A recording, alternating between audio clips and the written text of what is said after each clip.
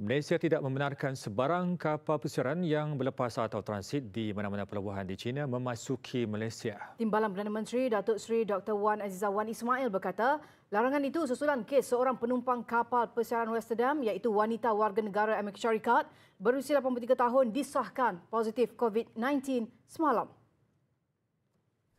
Datuk Seri Dr. Wan Azizah berkata, wanita itu yang tiba bersama suaminya berusia 85 tahun adalah 145 penumpang yang mendarat di lapangan terbang antarabangsa Kuala Lumpur KLIA kemarin daripada lapangan terbang antarabangsa Sihanoukville, Kemboja.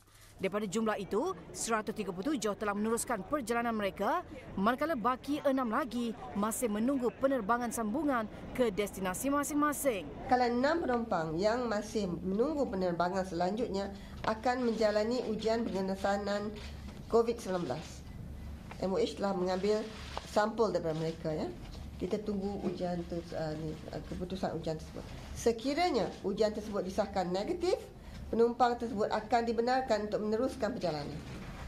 Walau bagaimanapun, sekiranya positif, penumpang tersebut akan dibawa ke hospital bagi pemantauan kesihatan selanjutnya.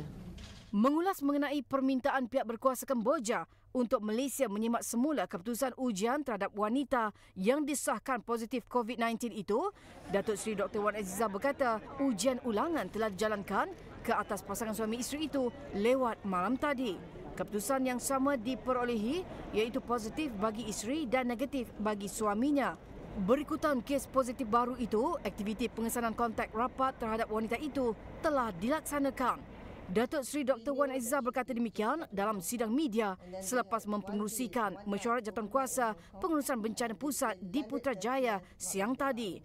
Beliau juga telah bertemu dengan Perdana Menteri Tun Dr. Mahathir Mohamad pagi tadi bagi membincangkan mengenai status terkini kluster COVID-19.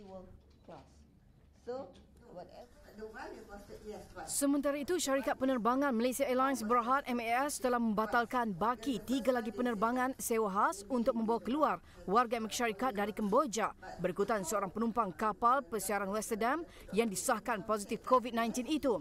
Timbalan Perdana Menteri Datuk Seri Dr. Wan Azizah Wan Ismail berkata, Kedutaan Amerika Syarikat di Kuala Lumpur sebelum ini menyewa pesawat MAS untuk membawa sebahagian daripada penumpang kapal pesiaran itu ke pelbagai destinasi akhir mereka melalui lapangan terbang antarabangsa Kuala Lumpur KLIA. Mengikut perancangan, pihak MAS akan menyediakan 4 penerbangan pesawat khas, sewa khas bermula 14 Februari 2020 sehingga 16 Februari 2020. Setakat ini hanya satu penerbangan khas MH8763 yang membawa 145 orang penumpang telah mendarat di KLIA pada 14 Februari 2020 jam 7 petang.